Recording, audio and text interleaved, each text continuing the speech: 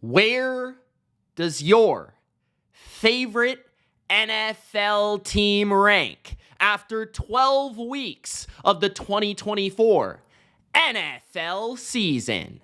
What's going on, football fans? It's Mitch here, back with another week of my NFL Power Rankings, ranking every NFL team from the worst to the best, ranking 32 to number 1. And it's Thanksgiving football time. Week 13 is here, and as the greatest coach in NFL history once said, you want to be playing your best football after Thanksgiving.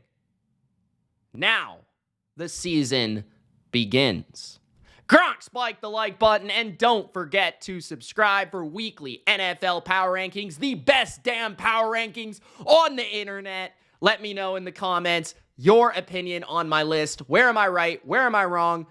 Where do you think I need to move teams up? Where do you think I need to move teams down? I love to hear from you guys in the comments. I truthfully do. I really do like to hear your feedback on who you think is too high and too low. I like to get into the debate because it lets me know where I'm off or where I'm right, or maybe I need to look at this team a little bit closer, right? So let me know about your favorite team in the comments section. Let's get started, guys, with the new worst team in the NFL. We've been shaking it up the last couple of weeks with the worst team in the NFL. The Panthers have been playing good.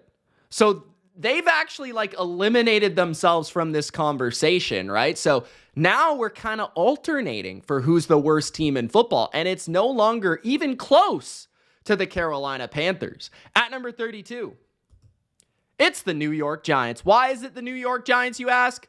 One, I don't know if they're actually going to try and play on each and every Sunday that they participate. Two, they have the Italian stallion Tommy DeVito at quarterback, and this team is so bad that Baker Mayfield was mocking DeVito in the end zone. The Giants are awful. They were embarrassed by the Tampa Bay Buccaneers at home. Now they play another one of the worst teams in football on Thanksgiving. Will they show up? You have to wonder. Shane, the general manager, absolute dummy. Has he drafted a single good football player in the first round yet? Nice decision with Saquon there, Mr. Shane. Meanwhile, Brian Daboll, please just resign so you can become the future Patriots offensive coordinator. Thank you very much. Yes, they have a destructive pass rush at times, but they can't do anything else. They can't cover. They can't stop the run. The defense is a joke for how much money they've put into it. The offense can barely block without Andrew Thomas. Malik Neighbors is complaining for the football. And Tyrone Tracy, he's been an electric rookie. A great story. Wando Robinson's having a breakout year. But it's no good when you got Tommy DeVito throwing them the football. You know you're bad that when you go from Daniel Jones to another quarterback and your team falls off a cliff, that's how you know you're bad. Because Daniel Jones is not some good quarterback. He is an NFL caliber quarterback, and that's something that Tommy DeVito is not. So at number 32, the G-Men. At number 31, the Las Vegas Raiders. The Raiders, once again, have the biggest joke of a head coach. Antonio Pierce makes Gerard Mayo look qualified. That's how bad Antonio Pierce is. Guys, when we really think about this hire of Antonio Pierce, I was skeptical the entire time. I was really shocked that he even got the job last year, but the way it went at the late last season, I felt like, okay, the vibes were high and the team was feeding off the vibes, and the win against the Chiefs pretty much made his career at this point, right? Now we might see the downfall of Pierce's career against that very same team on Black Friday because he has Desmond Ridder. Replace the R with an SH, and you get my real, actual thoughts on Desmond Ridder. All right? They meanwhile have Amir Abdullah as their starting running back. That is interesting. Brock Bowers is sensational. Like, Brock Bowers, in any season, really other than this one, I don't know why he has not been brought up for Rookie of the Year. Because he is the Rookie of the Year. I don't care that he plays on literally the second worst team in football. This is the best rookie in the NFL. It's not Jaden Daniels, it's not Bo Nix, but because the quarterbacks have gravitated and pulled in all the attention, Brock Bowers is getting none of it, and it's kind of unfortunate, but he's definitely the best rookie there is. The defense has regressed and inconsistent, and I just can't get over Antonio Pierce. Like, does anyone know what he does? How did he get this job? He was a bad coach in high school. How did he get this job? I have the Raiders at number 31. You've got Antonio Pierce and Desmond Ridder as your quarterback coach combo facing Andy Reid and Patrick Mahomes. All right. Next up, at number 30, the Dallas Cowboys. Now, the Cowboys won a game against the Commanders, but I thought it said a lot more about the Commanders, which will be indicated by my power ranking of the Commanders, than it did about the Cowboys. I will say that the Cowboys, in comparison to some teams in the NFL, look like a professionally ran football team. Mike McCarthy is levels above Antonio Pierce, Gerard Mayo, and some of these absolute jabroni coaches. That being said, is he a great coach? Absolutely not. But Cowboys fans, it could be even worse. The problem with the Cowboys is that they are just poorly constructed. They are poorly created. They are poorly made. Their team is injured. Cooper Rush has the arm of a high school quarterback. I think Ultra has a stronger arm than Cooper Rush. Now, the interesting thing is that the Cowboys have found a couple other weapons out there. Schoonmaker at tight end. A couple of these tight ends have been popping up. A couple of these receivers have been popping up. Tolbert scored a touchdown last week. CeeDee Lamb is still fighting his butt off, so I give him a lot of props for that. Zach Martin's on his last legs. Tyler Smith is banged up. The tackles suck. Guyton's a bust. I don't know if BB's much better. They have the worst starting running back in football. Their defense actually played their best game in a while. Micah Parsons had multiple sacks. They got some pressure on Jaden Daniels. They stopped the run a bit better than usual. Feels like Trayvon Diggs is getting better with the more games he plays. But they still have real issues on defense. The best area of this team is their returner and their kicker. If you're playing the Cowboys, how can you justify kicking to Turpin at this point? The man did the toughest spinorama, spin move, circle button that I have ever seen. Bam! The Dallas Cowboys suck, but their kicker is unreal and their returner is on the same level, bro. So Cowboys suck. They might lose to the Giants, but at least they beat the Commanders. At number 29, the Jacksonville Jags. Jacksonville is difficult to rank because Trevor Lawrence could be returning to the lineup, which is why I moved them up just a little bit. But I don't exactly know if he's going to be playing, so it's kind of hard to rank them at this point. But with Trevor Lawrence, I might even rank them one or two spots higher potentially. But so I'm kind of middling on this one, right? They are coming off a bye week. I still love Brian Thomas. I still like some of their players. You know, I think Bigsby is underrated. I think Josh Allen, you know, Aluakon. I like some of their guys, Campbell. But their defense is really bad. They think they're the 09 Jets. Like, they play more man than the 09 Jets, and they just can't cover anybody. It's actually embarrassing. Their run defense has been decent all year, but their pass rush is kind of underwhelming. I still don't understand how this general manager has a job. Like, I continuously watch the Jags, and I'm puzzled. How does this guy have a job? What has he done? Pick Blake Bortles? Like, what has he done?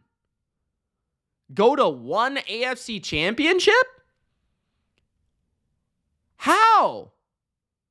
You know, like, Doug Peterson gets all the blame and all the attention. Meanwhile, they've got the worst, most egotistical maniac of a general manager in the NFL.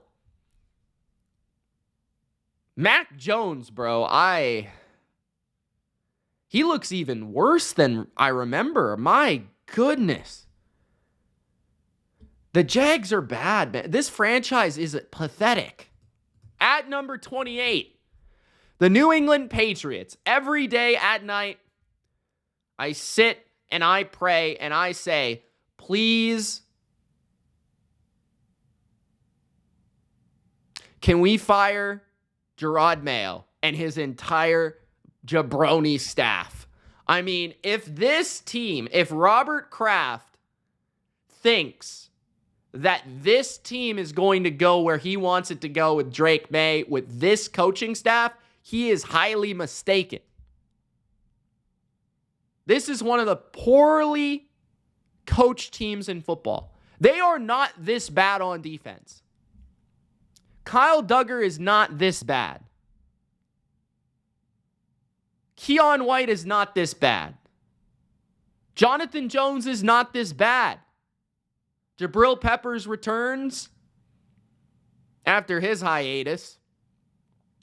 The O-line is so awful that we had a guy, Michael Jordan, no, not that Michael Jordan, start for like 7 games, and we just randomly cut him and replaced him with a guy off the street named Cotton. That's how bad the O-line is. I actually think, like, in terms of name value, the Patriots' offensive line is like the worst offensive line in the history of the NFL that I've seen. Like, in terms of actual salary cap and, like, draft capital involved in the O-line that's currently playing, it might be the worst O-line that's ever been constructed in the history of the NFL. You watch them play against Miami, they could not go 2 plays without holding or false starting. And poor Drake May had to play behind that and still play decent. And fans are like, oh, Drake May, he's Mr. 2 turnovers a game. Like, of course. His receivers can't catch or run the right route. They can barely separate. His run game is pathetic. His defense sucks. And his O-line is literally the worst O-line I've ever seen put to an NFL field. The left tackle is Adrian Lowe, who couldn't even make the Ravens. He couldn't even make the team. We've literally been picking up practice squatters. Our center is a practice squad player. Our left guard we signed off the street. Our right tackle, I've never even heard his name before. I don't even know who he is. Like, of course Drake May is going to struggle. And it's actually amazing that it's been about 7 games, and this is the first time we're talking about this, that he's actually had a kind of a bad game for his standards. It wasn't even a bad game objectively. It was just bad for his standard. That's amazing to me. That goes to show how good he is. Like, did you see that throw he made on 4th and 15 off his back foot rolling to the right? Are you kidding me? He's throwing to old man Austin Hooper. He's throwing to a guy literally named Booty. And you want this guy to succeed? And the defense is the most pathetic Patriots defense I've ever seen. They suck, bro. They suck. Christian Barmore's helped the run defense a little bit. But I have never seen our secondary play this poorly. Ever. We can't cover, bro. Patriots suck, man. At number 27, the Jets, I don't even know what to say about this team. Like, I'm lost for words at this point. They were on a bye week. We heard about like 8 different reports that Aaron Rodgers wants to retire, but then Aaron Rodgers actually wants to play next year. But he wants to play, but he doesn't want to play for the Jets. And then we heard that the owner wants to cut him. We heard that the owner wanted to trade him or like get rid of him after week 4. They fired their general manager. They have the worst coaching staff in the league, and that's saying something after we've already discussed the Raiders and the Patriots. I mean, that really is saying something. They have a super talented roster to the point where Rex Ryan is so confident that he would have taken this team, they wouldn't have lost a game. Their roster is talented. This is one of the biggest catastrophes. That is the perfect word. Catastrophes in the history of the NFL. Aaron Rodgers is washed week after week. He tries to be Superman. He thinks he's 2011 Aaron Rodgers. He's throwing the ball 40 times a game for no good reason when Breece Hall's running for 5 yards a carry. The defense is supposedly the 85 Bears, but they're more like the 2024 Bears. I don't know, bro. They suck, man. I don't know what to say about the Jets. Like, they're unbettable. They're unpickable. They're, like, not even fun. Like, I don't know what is good about the Jets. I thought they would be compelling, interesting, fun. I thought they would be a lot of different things. It's actually insane that people now think Robert Saleh is a good coach because they've become so much worse since he's left. Robert Saleh was not a good head coach, but it just goes to show how bad it was that they think he's now good. Like, you know what I mean? At number 26, the Carolina Panthers. The first team on the list that I actually like, they're inspiring something. You know, there's feel-good feelings in my heart right now. And maybe that's just where the Carolina Panthers have been at the last couple of years, that winning a game or covering against the Chiefs inspires some confidence with the Carolina Panthers. But Bryce Young. I don't know where I got Bryce Hall. I guess I was talking about the Jets. I apologize. Bryce Young makes me feel young, bro. He's out there. He's slinging the rock. He's confident. He's confident. That's truly the word. A lot of people will say, oh, he's feeling it. He's feeling confident. He's feeling himself. Bro, Bryce is actually looking like a different player. Like, he's throwing the ball better. He's moving better. I thought his movement against the Chiefs was the best I've seen it at the NFL level. I thought his outside structure play was the best I've seen it at the NFL level. His ability to play against the blitz. We know they can run the ball. We know their O-line is pretty good. Hubbard's been a beast all year. Brooks is returning. Thielen is returning. The defense is absolutely atrocious. Like, if you ever needed a defense in the history of the NFL to allow 2 yards on 4th down, roll out the 2024 Carolina Panthers. Roll out those 11 individuals, and you will get 2 yards. I promise you that. They are bad. They made Patrick Mahomes look like 2018 Patrick Mahomes. And trust me, he's not that anymore. So, 26, I got the Panthers. Just because they're playing better offensively, they have a little balance. Their quarterback's confident. Canales has them rolling. Their defense sucks, but they're playing competent football. It's crazy to me. At number 25, the Indianapolis Colts. So we had 1 week of Anthony Richardson completing passes, and we're back to him not completing passes. And yet we still get the ex-Fiends and Anthony Richardson fan club tweeting about how you can't tell me he played bad. You can't tell me he's not good. You see this one throw he made out of 27 of them? He made this one throw. Like, bro, here's your problem with evaluating this quarterback. When you're playing quarterback, when you're dictating if a quarterback is good or not, it's the consistency of the quarterback. It's not that he can make one good throw or two good throws or a few good throws. It's how does he play on every snap of the game? Does he make the right decision? How does he throw the ball? Accurately or not? Does he throw it with power or not? Does he go to the right spot with the ball? Does he keep the offense on track? This Richardson kid is unreliable and inconsistent, and I do think he's growing. There are more positive signs, but for me to sit here and say that it's gotten so much better, not really. The Lions basically forced him to throw the ball, and he didn't do it. They took away the run, and they said, hey, kid, go throw the ball. See if you can do it. So he wasn't able to do it. The defense for the Colts, they're competitive, but they're not good. Their secondary, I think, playing better than you would expect, especially at corner. A couple of their guys on the outside. Womack. Their run defense, it was pretty competitive against the Lions. I mean, the Lions run on everybody, but they could never really get control of the game. They couldn't put enough drives together. The Lions controlled the pace, controlled the clock, controlled the ball. It was just a glide for the Lions. The Colts now play the Patriots. Huge game. Huge rivalry in New England. We'll see how that game goes. All right. We'll see how that game goes. But the Colts are not a good team. And they should be out of the playoff race. They are not making the playoffs. I'm sorry.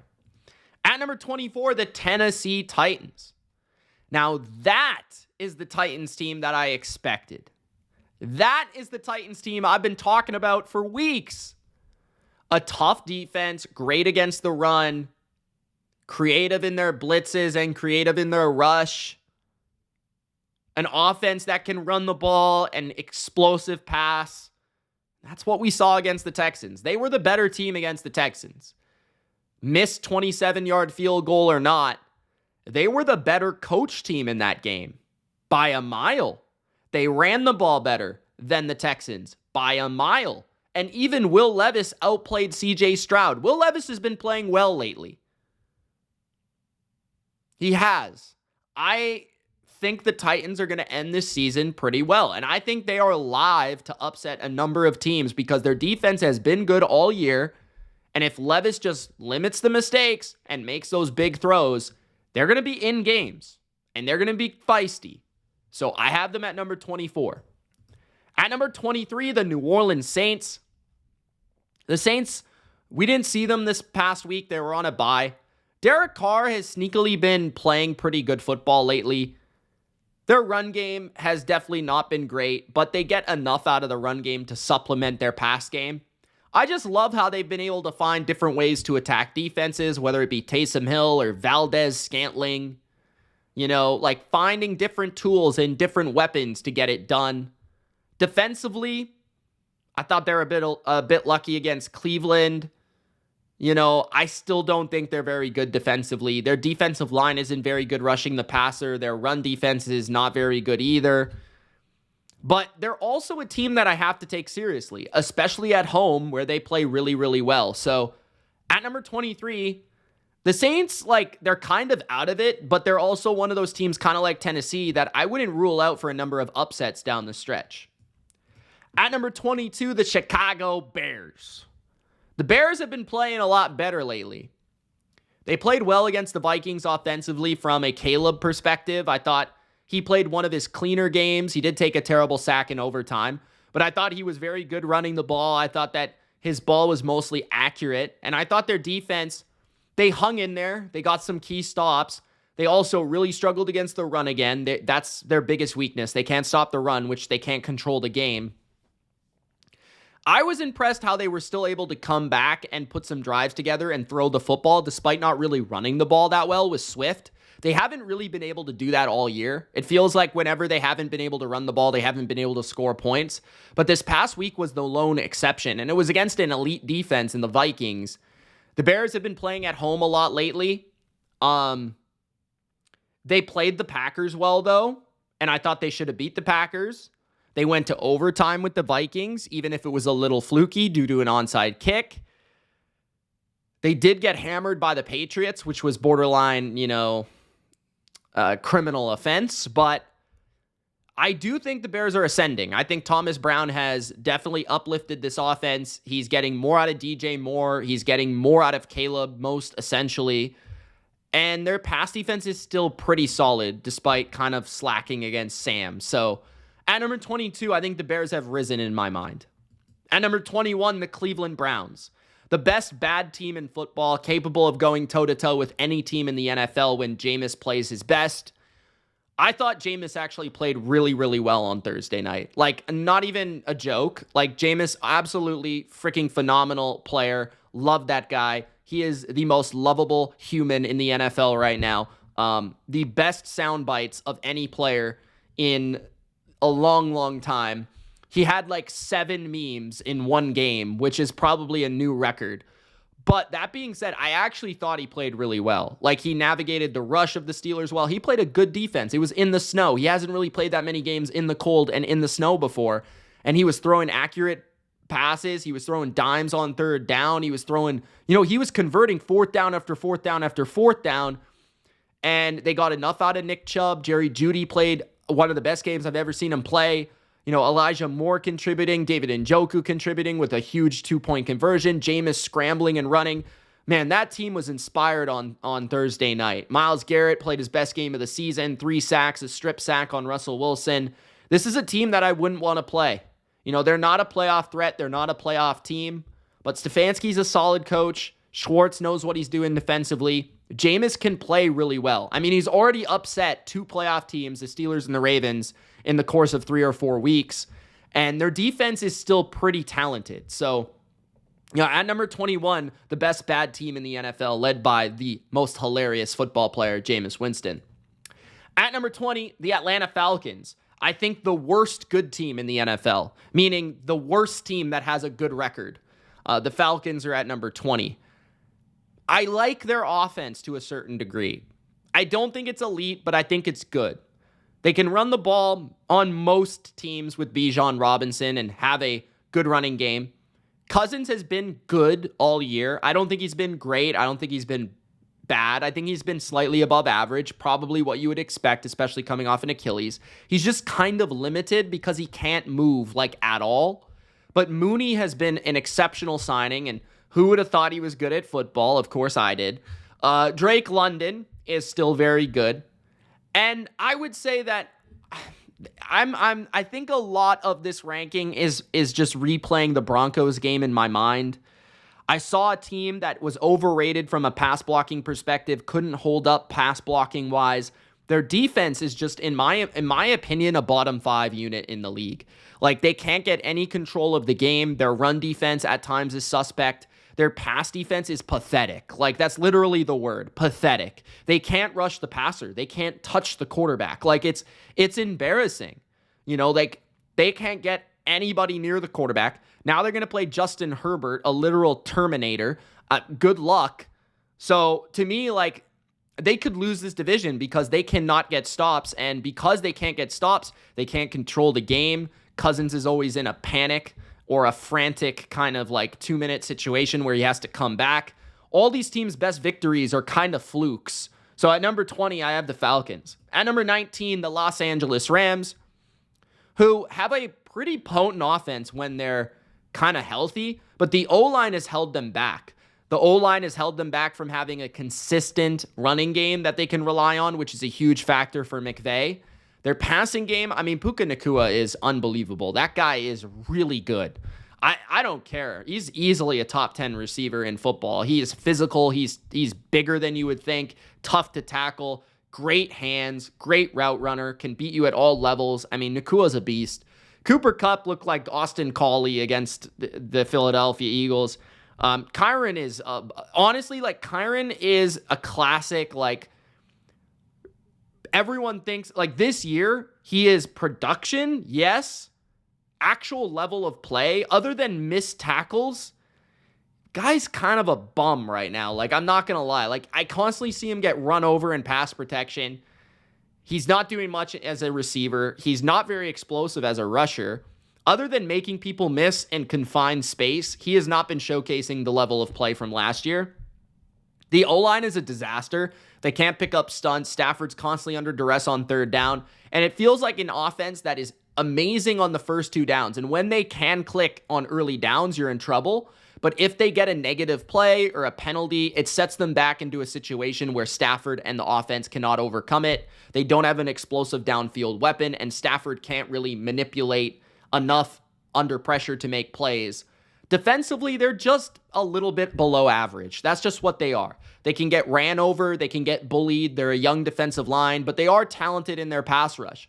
Kobe Turner, Fisk, and Jared Verse are really awesome rushing the quarterback, but that's really it. Like, their linebackers are slower than me easily. Like, they have no agility. They are the slowest linebackers sideline to sideline in football. I don't know why they traded Ernest Jones. Their secondary is the slowest in the league. I mean, I don't know how you can... They can't play man coverage. They can't keep up with anybody. It's embarrassing. So the Rams are a weird team. Like, I kind of like watching them, but McVay at the same time has been, like, kind of catastrophic, bro. Like, he's been McCabo, like, all season. The guy is literally out to lunch on, like, most of his decisions. 4th downs, field goal attempts, rhythm of the game, timeouts. Like, McVay is literally an average coach right now. It's actually depressing. So, at number 19, I have the Rams. At number 18, I got the 49ers. This is the lowest I've ranked them all year. And this one is really weird because I would say if I knew, like, Trent, Bosa, and Purdy were playing, I probably still have them in the top 15. But I don't know what's going on with this team from week to week for the rest of the year. Like, I don't know if Purdy's playing. I don't know if Kittle's playing. I don't know if Debo is he still in the NFL? I don't know. Is Trent playing? Is Bosa playing? Is Ward playing? Like, this team, they have literally like 12 Pro Bowlers or former Pro Bowlers not playing on a weekly basis. Like, I don't know what's going on. Obviously, with Brandon Allen, who looked like a CFL quarterback, they are like a bottom 5 team in the league with Brandon Allen under center and no Trent Williams and no Nick Bosa. They're bottom 5 in the league because that guy sucks, bro. Brandon Allen is an idiot. But at the same time, if they have Purdy and all these guys, I still think they can win their division. So it's kind of crazy. They're only 1 game back of their division. Everyone's like, I've been seeing a lot of Kyle slander and I've been seeing a lot of fire Kyle. And it's funny because a lot of, like, smart people are responding to those comments and saying, like, well, yeah, if he were fired, 30 teams would hire him instantly. So, like, yeah, it's not a Kyle thing. I think really what it is what I've been explaining. It's the team is worn out. The team is worn down. They went through a window of high success and a lot of competition. And this year, they're just beat up and they're hurt. And they need a good offseason, and they need a time to replenish, and they need a rejuvenation. And I think they need a little bit of retooling. Not rebuilding, retooling. This should be a one-off season fix for the 49ers, in my opinion. I still think they have a chance if they're healthy enough here to get to the playoffs. But is this team going to make something happen once they get there? Very, very, very unlikely. Or if they get there at all. We'll see if Purdy can play this week. I don't know what's going on with him, which makes this situation even more murky. And defensively, I think it's a weird mix of what they have on defense. Because I think they actually have one of the better secondaries they've ever had. But I think their pass rush is diminished, especially without Nick Bosa. Hargrave's out for the year. Their pass rush isn't the same. And their run defense isn't what it was a couple years ago. It's not one of the worst in the league, but it gets overpowered. And it gets beat down. So they have a weird defense where I think their pass defense is actually really, really solid. Like, it's top 5 in the league, probably even statistically. But I think that their run defense and the overall success rate playing against them is high. I think they might need a scheme switch on defense. Offensively, they're obviously one of the better offenses when they have their tools. But the inconsistency between Purdy, the the playmakers, Debo separating, no Ayuk, lack of a separator there. When Kittle's not there, it's a big problem. He's the best player on the offense right now. McCaffrey isn't the same guy right now. There's just so many things going on with this team. They're just so hard to figure out from a week-to-week basis. It's almost one of those teams that you got to check on Sunday who's playing, and then that's kind of what you're going to get. And then if those players are playing, how healthy are they? So at number 18, I got the Niners. At number 17, the Arizona Cardinals, who I think are starting to come back down to earth. I mean, we predicted the Seahawks win. We made it a best bet. And I think this team will be coming back down to earth again. They play the Vikings. They play Seattle again. They play some challenging teams, the Niners, the Rams. So I don't know if this team has what it takes to lock out this division. Kyler's been playing great for the most part all year. I thought he had one of his worst games against Seattle. He doesn't play well in, damp conditions. And I thought Mike McDonald's defense had all the answers for his mobility and his passing attack. When they can't run the ball, they're not a good offense. That's period, end of story. When they run the ball, they're actually one of the most dynamic and dangerous offenses in football. Defensively, they play hard. They're well schemed. They're not extremely talented. I think they're a little underrated in the secondary. That's the one area I haven't given them enough credit. But up front, they don't have a great pass rush. They're forced to blitz, which they're going to give up big plays. But really, when you look at it, against Seattle, a talented receiving core and a good running back, they didn't allow Kenneth Walker to go off at all. They slowed down DK Metcalf, and they really only lost due to like a pick six. And they even forced a turnover in their red zone. So the Cardinals, weird team, man. Just a weird team. They're one of the most unpredictable teams, I feel like, on a weekly basis. At number 16, the Washington Commanders, who I've moved down quite a few spots. There's just been a ton of regression for this team, which has been pretty easy to see the whole year. I mean, they were beating up on bad defenses, bad teams, teams that weren't ready to play them. And they've been figured out. Like the Cliff is a real thing. Cliff Kingsbury has been figured out again. This is just what happens to his offenses every single year. And then Jaden Daniels is, again, the most overrated player in the NFL. Nobody wants to talk about it except for me. It is what it is. He lost to the Dallas Cowboys practice squad. They decided to kick to the only good player on the Dallas Cowboys. That was not a good decision. Dan Quinn is blowing a lead again. That's nothing new. And their defense can't stop the run. So they can't control the game on that side of the ball. Jonathan Allen has been a huge loss for them, I feel like. And their pass rush really isn't good enough to dominate even weak offensive lines, which allows a lot of matriculating of the ball. So they give up long drives. They give up a lot of plays. They give up a lot of time of possession, and they give up a lot of runs. So it's not how they should be corresponding. They're not playing together as an offense and a defense. They're not playing a three-phase game. They played awful on special teams. Their defense gives up too much time of possession. Their offense is a time of possession-based offense, but when they can't get the ball and they're on the sidelines, it doesn't allow them to play a three-phase game, right? Complementary football, like we talk about. And their O-line, and their run game has kind of been a little bit stifled as of late. Eagles, Pittsburgh, Cowboys stifled it.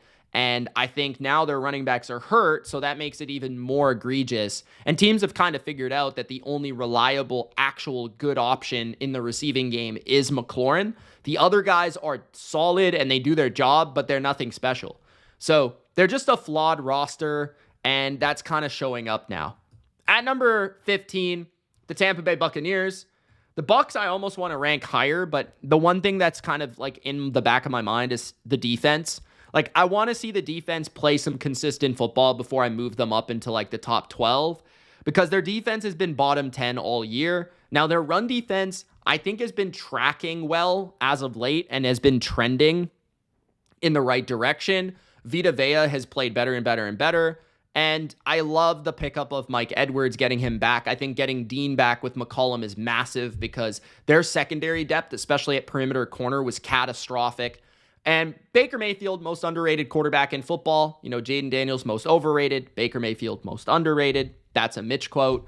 O-line is the most underrated, maybe in the league too. And their run game is extremely underrated. A lot of what the Bucs do is underrated. I feel like people don't watch them play. Like their offense, I've heard people say, well, the Bucs offense looked like the greatest show on turf against the Giants. Yeah, no shit. This is the top 5 offense in the league. Chris Godwin or no Chris Godwin, they can throw the ball. They can run the ball. They've got a great screen game. Liam Cohen is no joke. They've got a great script. Baker can make plays on third down. Mike Evans is still elite. Like, they're sick. So, yeah, the offense, they score on everybody. I haven't seen a single game this year where they didn't score points. Like, I honestly, the Broncos game, I think that's it. So, at number 15, Tampa. At number 14, the Seattle Seahawks. Seattle is more inconsistent than Tampa, but their defense is a lot better than Tampa. So, and their offense is kind of spotty, but they've got the talent. So Seattle's weird because one week they'll look really bad and one week they'll look really good. And that's just kind of how they're built because their O-line is shit. Like, it's honestly shit. Okay. They can't run the ball right now, which I think is a huge problem. They've got to figure out a way to run the ball and have balance with their offense. Geno plays amazing for 85% of the game and plays horrible for 15%.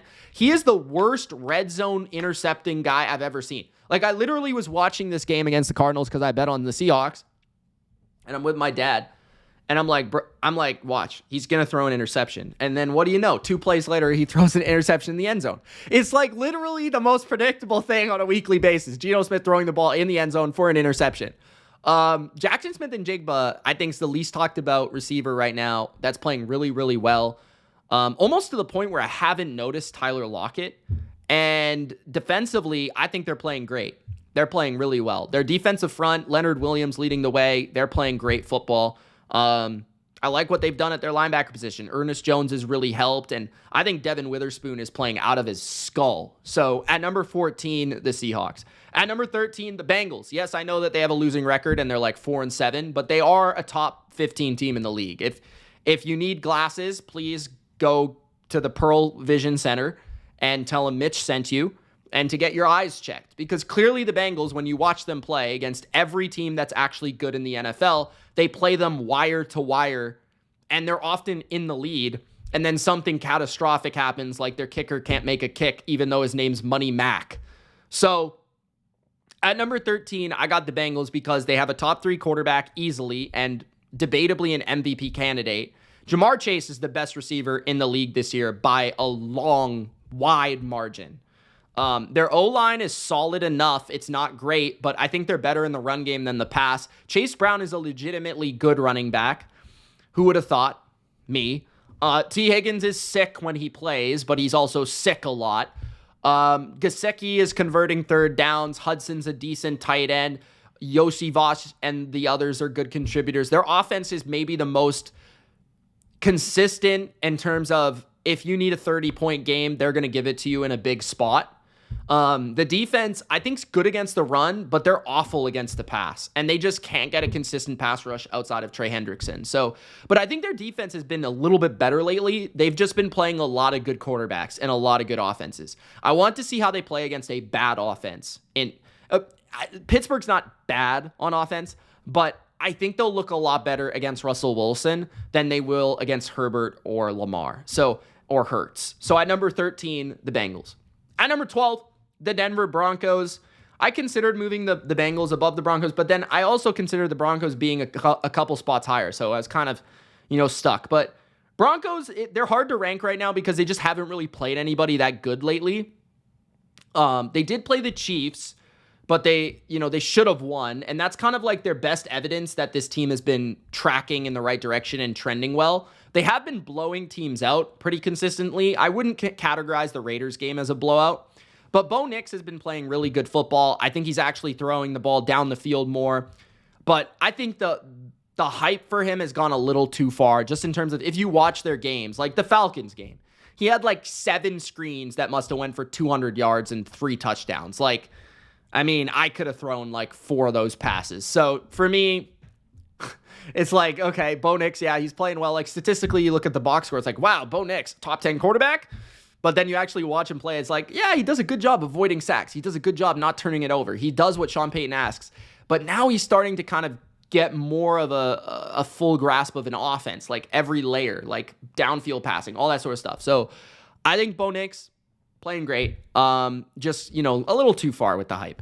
Defense, I think they're a good defense. I don't think they're a great defense. Without Zach Allen, they looked very pedestrian against a bad Raider offense. So keep that in mind without Zach Allen. But I saw Moss got banged up in the last game. I think he's okay. I love this coaching staff, though. I mean, Sean Payton is still proving to be elite. Vance Joseph is great at what he does. And the O-line is low-key a top 4 unit, top 5 unit at least in the league. So that's the most kind of X-factor unsung unit in football, the Broncos offensive line. At number 11, I've got the Miami Dolphins, despite their losing record. I think if you put the Dolphins and the Broncos on the field, who would be favored? I would say the Dolphins. Their offense is very potent. Tua's playing really well for what he's being asked to do. His accuracy, his touch, his timing, his decision-making, all elite caliber right now. He's still in jeopardy to get hurt on any play, and he's still an idiot for running into people head first, but he's playing good football. Their O-line, I think it's the best pass-blocking O-line I've seen for the Dolphins under Mike McDaniel in his tenure. Tyreek is not the same player right now, but he's still good. Jalen Waddle had his best game of the year against the Patriots. That's a good sign. Jonnu Smith is a literal animal, and Devon Achane is electric. The defense, I didn't know this pass rush was this good. I knew they played well against the Rams, but I thought that was more of a Rams issue. And then they played the Patriots, and they had one of the best defensive line performances of the entire season. Calais Campbell is, ageless. Chop Robinson is the real deal, Holyfield. And, this pass rush, Emmanuel Ogbah, etc., playing really good. Ramsey playing well. Holland playing well. And they're getting a lot of good play out of linebackers that are kind of veterans, that are off the street, and just kind of balling out. So they're a good team in every phase right now. I don't think they're great in any phase, but they're good in all phases, and they're borderline elite in offense. I want to see how they play the Packers. This is a legit game for them. If they're going to make the playoffs, they probably have to win this game. It's a really tough game for them, though, because they are not a bad weather, cold weather team. Let's see if they have evolved. I have them at number 11, but let's not get too excited about beating the Patriots and the Raiders. All right. At number 10, the Pittsburgh Steelers. I moved them back just a little bit because they lost to the Cleveland Browns, a divisional opponent.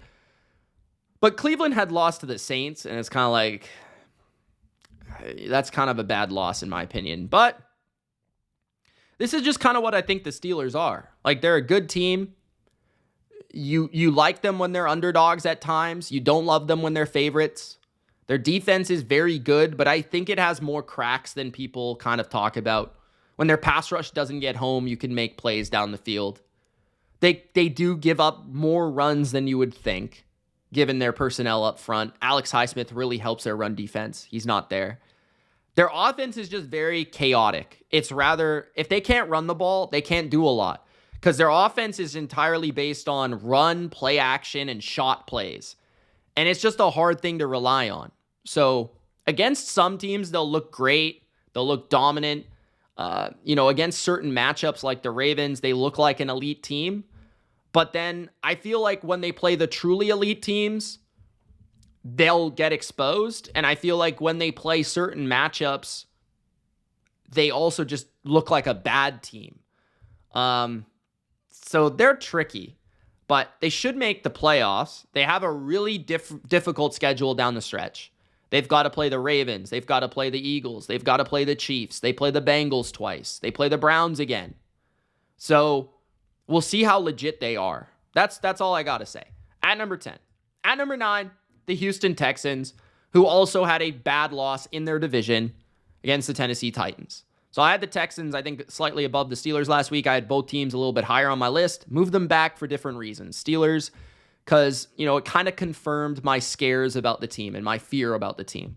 For the Texans, same thing, but at the same time, I was hoping for better for the Texans. I was hoping that they would be able to overcome some of those deficiencies. But the Titans exposed them. Why? Because the Titans could shut down their running game. The Titans have a good front seven. And the Titans have an explosive quarterback who can throw the ball down the field, and they've got a solid running game. And those are all things that you need against the Texans to beat them and expose them. And the Titans are just a tough matchup for Houston, in my opinion. I don't think other people will see it that way. I think people will see it as confirming that the Texans are frauds. But I see it as this is actually legitimately a Styles makes fights game. Just as the Steelers and Ravens is, I think the Titans and Texans is. I think it's a tough game. I think against Jacksonville, we'll see how that might change because Jacksonville's run game isn't as good as Tennessee. They might have a better quarterback, but I feel like their offensive line is exposable. And I do feel like the Texans can throw the ball on Jacksonville all day long, and they could probably run the ball a little bit. So at number 9, I have the Texans. I still believe in their defense. I still believe Stroud can turn this around, but the penalties, the undisciplined, lacking discipline, and the decision-making from D'Amico at times, there's issues with this team that have lasted way too long. The offensive line, pass protection, the penalties, the D'Amico decisions on 4th down, and Bobby Slowick, I mean, they have issues. They're talented, but they have a lot of issues. All right. At number 8, the Chargers. This is kind of the opposite. The Chargers are very well coached. They don't make a lot of mistakes. They make the right decisions. They're well game planned, but they're not that talented. So the Chargers are kind of the opposite of the Texans. Herbert is unbelievable. Very good player. Their pass protection is, I think, super underrated. This is the area of the team that has bought me in. They can protect their quarterback. And Herbert can also elevate the receivers. McConkey's legit, but their other receivers are so bad.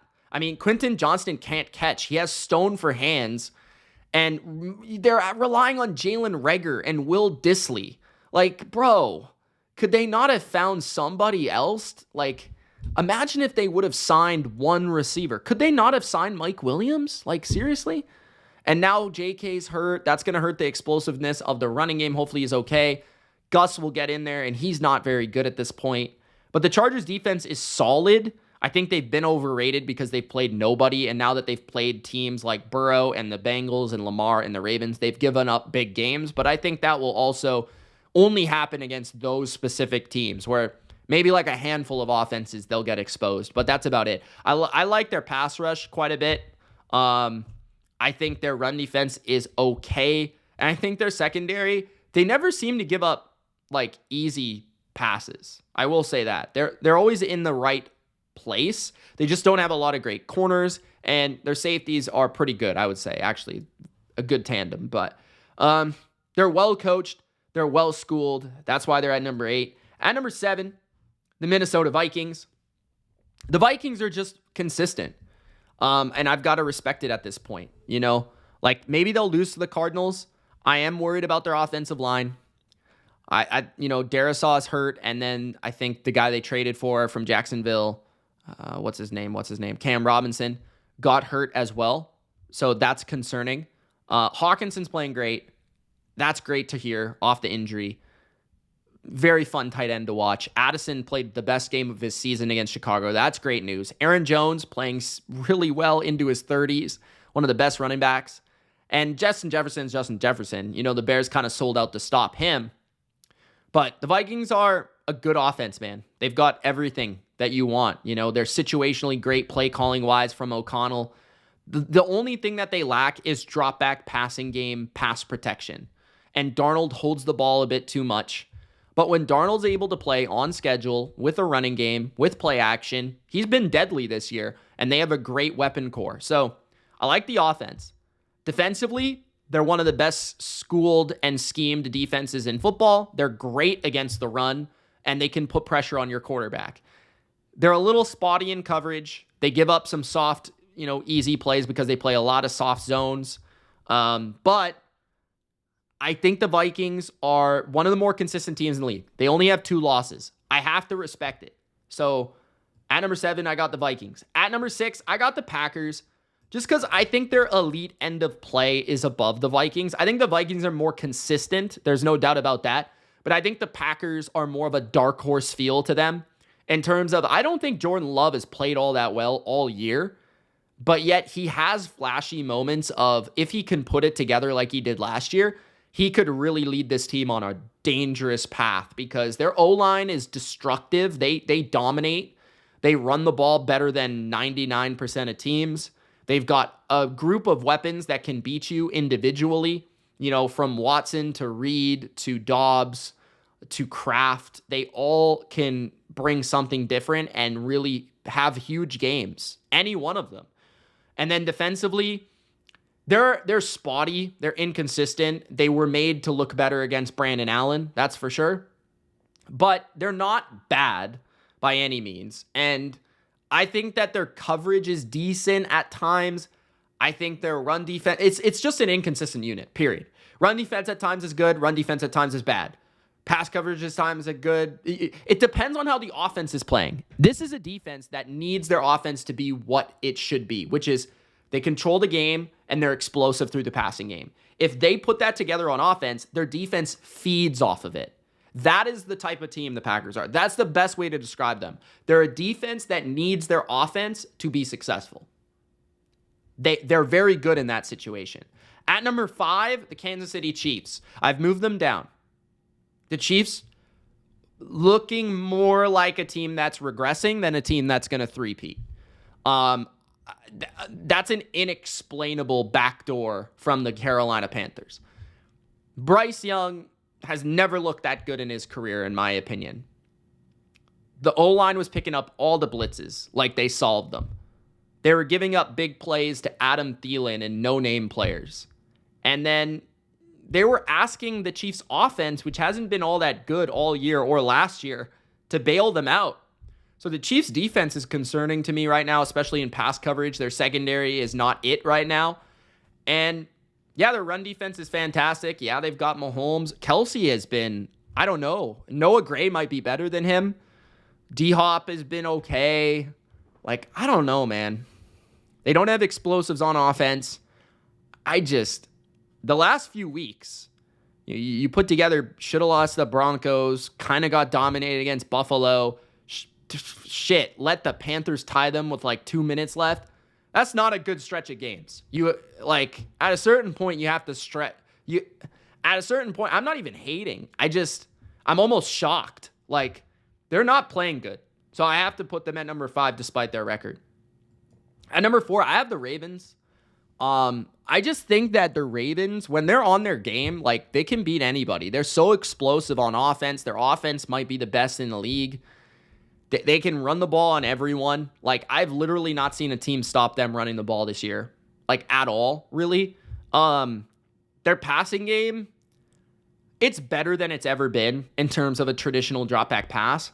But their run game is so captivating that teams almost concede the pass to them because they have to, and that's where Lamar feasts. He threw a beautiful touchdown to Rashad Bateman on Monday night, and they played a good Charger team in their building, a good quarterback, and I thought their defense rose to the occasion. I thought Van Noy and the pass rush stepped up.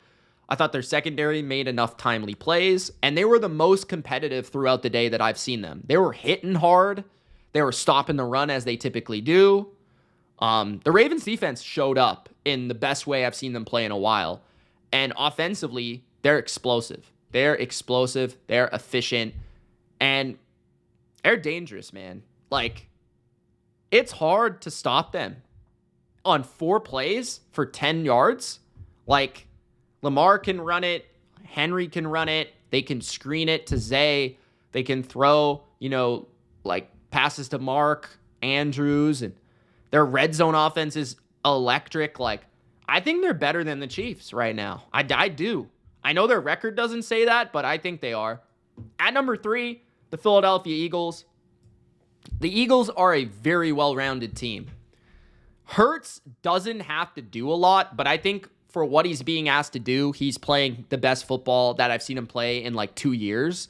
He's just not giving the ball away. He's running when he needs to run it. He's throwing it away when he needs to throw it away. He's making the big pass on 3rd down when he needs to. He's extending the play when he needs to. And these weapons, they have to be the best in the league. I mean, A.J. Brown is a top 3 or 4 receiver. Saquon's the best player in that league right now, literally. Devontae Smith is the best wide receiver 2 probably in football this year. And Dallas Goedert's really good, and they barely use him. The O-line is awesome. It's definitely top 2. The run game is awesome.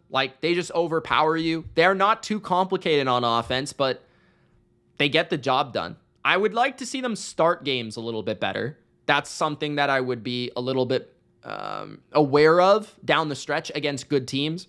If they get caught behind, I wonder if they'll be able to throw themselves into a game. I'm not sure. I think that may be their weakness. Defensively, they're top 3 in the league. Like, there's no question. Their coverage is on point. Fangio has this pass rush working, and they're tough to run on because they've got big people on the interior. So it's really tough to run up the middle on them. So at number 3, the Eagles. At number 2, the Buffalo Bills. They've got Superman at quarterback. They have a very well-rounded team. They can throw it. They can run it. This feels like potentially their year, the Buffalo Bills. And they're getting healthier at the right time. Matt Milano will be coming back soon. Their defense, I think, is still very good. They've got one of the best pass defenses in football. And their run defense, except for against the Ravens, who I've said nobody stopped the Ravens running the ball, has been good. I really don't see a lot of flaws with this team. And I think their quarterback can carry them to any win against any opponent. So at number 2, the Bills. At number 1, the Detroit Lions. They're just the most dominant team from week to week. There's no reason to not rank them number 1. Right? Like, yeah, they haven't really played a great team in a while, but they've been dominating and just absolutely annihilating everybody in their path. So they're also like top 5 in DVOA in NFL history. So they're really good. They can run it. They can throw it. Goff's playing great. Jahmyr Gibbs is a stud. Amon-Ra is a touchdown like every week. Their defense is playing stellar. I just need to see them play better quarterbacks. And that's really it. Like, that's it. So at number 1, the Lions. There it is, guys. My power rankings entering week 13. Hopefully you enjoyed. Gronk spiked the like button. Now the football season begins. Deuces.